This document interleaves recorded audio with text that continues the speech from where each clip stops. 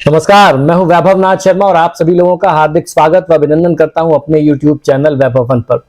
दोस्तों, धनतेरस और दिवाली का त्योहार जो है वो एकदम नजदीक आ गया है। अकाल मृत्यु को टालने के लिए, अकाल मृत्यु से बचने के लिए धनतेरस पर जो यम का दीपदान करते हैं वो कैसे करना चाहिए, उसकी विधि क्या हो, और धनतेरस पर जो लोग खरीदारी करते हैं तो कौन सी चीजें खरीदनी चाहिए जो आपके लिए शुभ है, और कौन सी ऐसी चीजें हैं जो धनतेरस पर भूले से भी अपने घर में नहीं लाना चाहिए, ये भी बताऊंगा। और पुरानी झाड़ू से जुड़ा हुआ एक खास उपाय बताऊंगा जिससे आपकी बंद किस्मत का ताला खुल सकता है। हमारे हिंदू धर्मशास्त्र पंचांग के अनुसार धनतेरस का त्योहार कार्तिक मास के त्रयोदशी तिथि को मनाया जाता है। त्रयोदशी तिथि के दिन भगवान शिव को समर्पित प्रदोष व्रत भी रखा जाता है। धनतेरस को धन त्रयोदशी के नाम से भी हम लोग जानते हैं। इस दिन देवताओं के वैद्य भगवान धन्वंतरी की जयंती मनाई जाती है। उनका अवतरण हुआ था समुद्र मंथन से।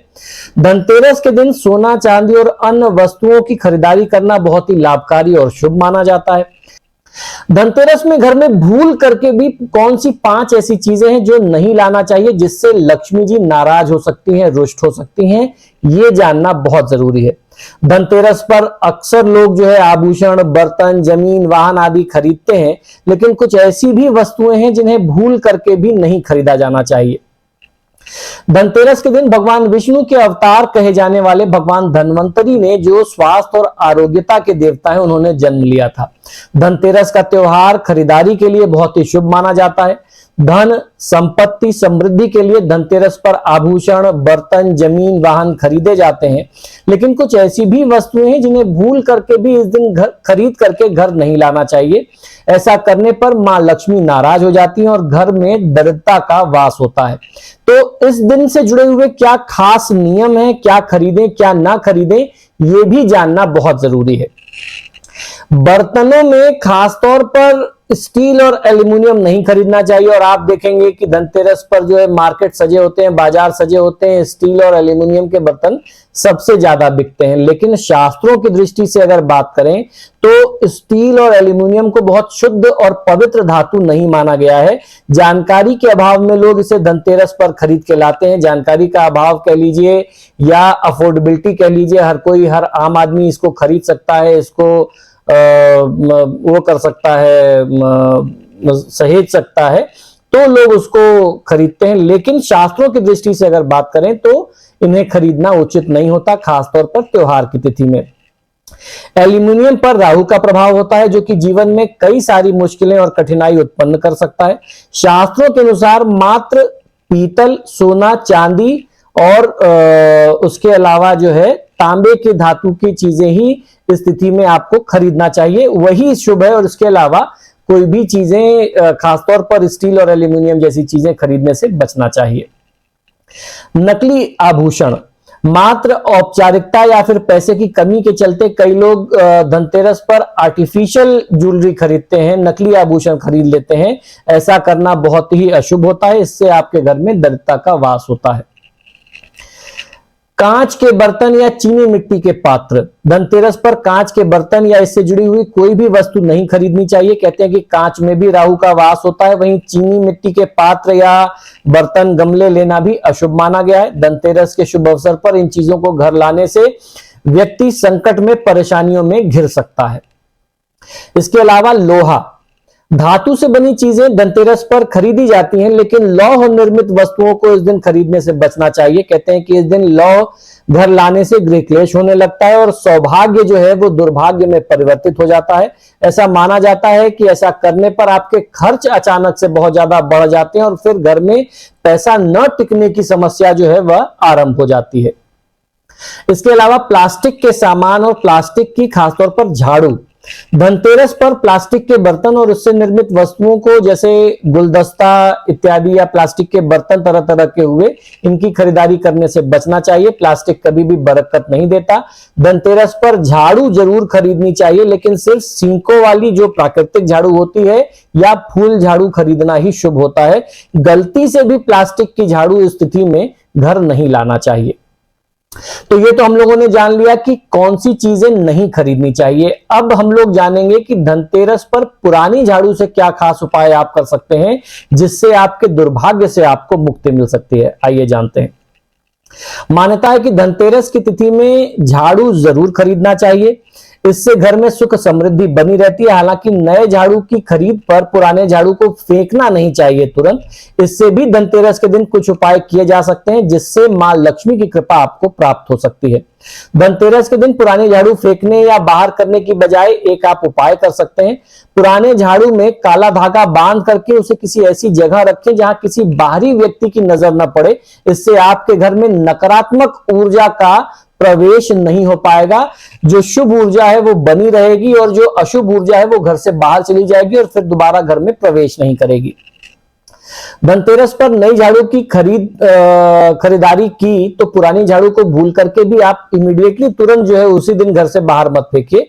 पुरानी झाड़ू को बाहर फेंकने के लिए या घर से बाहर करने के लिए मां लक्ष्मी का ध्यान करना और पूजा करना बहुत महत्वपूर्ण होता है। और अगर आपने धनतेरस के दिन ही पुरानी झाड़ू फेंक दी, यानी नई झाड़ू लाए और जो आपके घर में पहले से झाड़ू थी जिसका आप प्रयोग कर रहे थे उसको आपने बदल दिया, तो इससे मां लक्ष्मी नाराज होकर के आपके घर से बाहर जा सकती हैं। तो उस दिन आपको ऐसा काम नहीं करना चाहिए।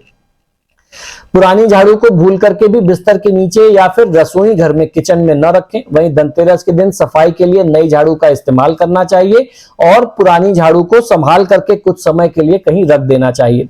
धनतेरस के दिन नई झाड़ू की पूजा करते हुए समृद्धि की प्रार्थना आपको करनी चाहिए। धनतेरस पर झाड़ू जरूर खरीदनी चाहिए और झाड़ू किस दिन फेंकना चाहिए, घर से पुरानी झाड़ू किस दिन हटाना चाहिए, उसके बारे में भी हमारे शास्त्रों में बहुत महत्वपूर्ण बातें बताई गई हैं। उसको भी समझ लेते हैं। ऐसा माना जाता है कि झाड़ू घर से दरिद्रता रूपी कचड़े को साफ करके घर में सुख समृद्धि लाती है। यदि आप अपने घर में झाड़ू सही ढंग से रखते हैं, किसी भी शुभ दिन उसे खरीद कर लाते हैं, तो देवी लक्ष्मी की कृपा आप पर सदैव बनी रहती है और आपका घर हमेशा धन धान्य से परिपूर्ण रहता है। झाड़ू को खरीदने में, घर में रखने और उसको इस्तेमाल करने के लिए कोई निश्चित समय और झाड़ू को घर से बाहर फेंकने के लिए भी बहुत सारे शास्त्रीय नियम बताए गए हैं। वास्तु और ज्योतिष से संबंधित नियम बताए गए हैं। तो आइए हम लोग जानते हैं कि झाड़ू से जुड़े हुए क्या नियम हमारे शास्त्रों में बताए गए हैं और झाड़ू का किस तरीके से आपको खासतौर पर धनतेरस के दिन में प्रयोग करना चाहिए। गुरुवार या फिर शुक्रवार को पुरानी झाड़ू को आप घर से बाहर बिल्कुल भी न फेंकें। इन्हें इस दिन घर से फेंकना मां लक्ष्मी का अपमान करना माना जाता है। खासतौर पर धनतेरस की पूजा जिस दिन झाड़ू घर में लाते हैं तो उस दिन तो पुरानी झाड़ू आपको घर से नहीं हटाना चाहिए। पुरानी झाड़ू को कुछ समय बाद आप जो है अपने घर से हटा सकते हैं। वास्तु और ज्योतिष शास्त्र में ऐसा माना गया है कि घर की पुरानी झाड़ू को आपको शनिवार, अमावस्या या होलिका दहन के बाद या ग्रहण के बाद अपने घर से निकाल देना चाहिए। वास्तु शास्त्र में शनिवार या अमावस्या के दिन झाड़ू को फेंकने के लिए सबसे उपयुक्त माना जाता है। झाड़ू को बदलने के लिए, उसको फेंकना कहना बहुत ठीक शब्द नहीं होगा, उसको बदलना कहना ज्यादा उचित शब्द होगा। अगर आपके घर की पुरानी झाड़ू जो है, अगर आपके घर की झाड़ू पुरानी हो गई है और आप नई झाड़ू खरीद करके लाना चाहते हैं तो मंगलवार, शनिवार या फिर अमावस्या का दिन सबसे उचित माना जाता है। इन्हीं दिनों पर नई झाड़ू का प्रयोग करना भी शुरू करना चाहिए। ऐसा करने से घर के बहुत तरह के दोष समाप्त हो जाते हैं और धन संपन्नता जो है वह बनी रहती है। वास्तु और ज्योतिष में ऐसा माना जाता है कि घर की पुरानी झाड़ू को शनिवार, अमावस्या और होलिका दहन के बाद या ग्रहण के बाद अपने घर से निकालना चाहिए। वास्तु में शनिवार या अमावस्या के दिन झाड़ू फेंकना जो है घर से बाहर करना बहुत उचित होता है, बहुत उपयुक्त होता है। लेकिन अगर धनतेरस जैसा या दिवाली जैसा महत्वपूर्ण त्योहार अगर शनिवार के दिन पड़ रहा हो, अमावस्या की तिथि तो होती ही है दिवाली पर, अगर शनिवार को धनतेरस वगैरह पड़ रहा हो तो उस दिन आप गलती से भी ऐसा काम मत करिएगा। हमारे देश में दीपावली का त्योहार हजारों सालों से उत्साह के साथ मनाया जाता रहा है। धनतेरस से पहले घरों की साफ सफाई की जाती है। ऐसा माना जाता है कि धनतेरस के दिन झाड़ू खरीदना काफी शुभ होता है और शास्त्रों के अनुसार धनतेरस के दिन खरीदी गई झाड़ू से भी घर को एक बार साफ जरूर करना चाहिए और जो नई झाड़ू होती है उसे छुपा करके रखना चाहिए। घर में आने जाने वाले मेहमानों की दृष्टि उस पर न पड़े, इससे आपके घर में बरकत बनी रहती है। पौराणिक मान्यताओं के अनुसार धनतेरस पर या धनतेरस के दिन एक नहीं बल्कि 3 झाड़ू खरीदी जानी चाहिए और एक से घर की और एक नई झाड़ू से मंदिर की सफाई आपको उस दिन करना चाहिए। इसके साथ एक और नई झाड़ू घर में छिपा करके रख देना चाहिए। तो हम लोग जनरली क्या करते हैं कि एक फूल झाड़ू, एक सीख झाड़ू वो खरीद के लाते हैं, और 2 फूल झाड़ू और एक सीख झाड़ू खरीद के लाते हैं। एक से मंदिर की सफाई हो जाती है, एक से पूरे घर की सफाई हो जाती है, और सीख वाली झाड़ू जो है वो प्रयोग में आती ही है सफाई के। तो इस तरीके से 3 झाड़ू जो है वो खरीदने का नियम शास्त्रों में बताया गया है धनतेरस वाले दिन। अब हम लोग जान लेते हैं कि अकाल मृत्यु से बचने के लिए धनतेरस पर यम दीपदान किस प्रकार से करना चाहिए। धनतेरस वाले दिन जहां श्री लक्ष्मी गणेश की, भगवान धनवंतरी की और कुबेर भगवान की पूजा होती है, तो वहीं यमराज की भी पूजा करने का विशेष नियम हमारे शास्त्रों में बताया गया है। धनतेरस वाले दिन यमराज की पूजा बहुत महत्वपूर्ण होती है। आइए हम लोग जानते हैं कि किस तरीके से, किस विधि विधान से आपको यमराज की पूजा करनी चाहिए, दीपदान की परंपरा कैसे आरंभ हुई। कार्तिक मास के कृष्ण पक्ष की त्रयोदशी की तिथि यानी धनतेरस के दिन यम के नाम से विशेष रूप से दीपदान करने की परंपरा है। आस्था और विश्वास से जुड़े इस महापर्व पर यम की साधना धार्मिक दृष्टि से अत्यंत महत्वपूर्ण मानी जाती है। धनतेरस वाले दिन महिलाएं यम के लिए घर के दरवाजे पर आटे का चौमुखा दीपक बना करके रखती हैं दक्षिण दिशा की तरफ। इसके बाद विधि विधान से पूजा करने के बाद दीपक जला करके दक्षिण दिशा की ओर मुख करके मृत्युणाम दंड पाशाभ्याम कालेन श्याम्या सह त्रयोदश्याम दीपदानात् सूर्यज प्रियताम मम, इस मंत्र का जाप करते हुए भगवान यम का पूजन करके दीपदान करना चाहिए। धनतेरस के दिन आटे का चौमुखा दीपक बना करके अगर आपके पास आटे का दिया न बन रहा हो आपसे, तो बाजार में मिट्टी का दिया मिलता है, बड़ा चौमुखा दीपक, वो भी ला सकते हैं, लेकिन नियम जो है वो आटे का दिया बनाने का ही है। कोई भी कुशल गृहिणी होगी वो बना लेगी, जिससे न बन पाए वो मिट्टी के दीपक में भी दिया जला सकते हैं, दीपदान कर सकते हैं। तो एक दीपक जला करके 4 बत्तियां उसमें डाल करके उसके बाद घर के दक्षिण दिशा की ओर मुख करके आपको भगवान का, यम देवता का ध्यान करके ये दीपदान करना चाहिए, और हाथ जोड़ करके प्रार्थना करनी चाहिए कि यम देवता की कृपा आपके परिवार पर बनी रहे, किसी भी तरह की अकाल मृत्यु की स्थिति से वो आप लोगों की, आपके परिवार के सभी सदस्यों की सुरक्षा करें।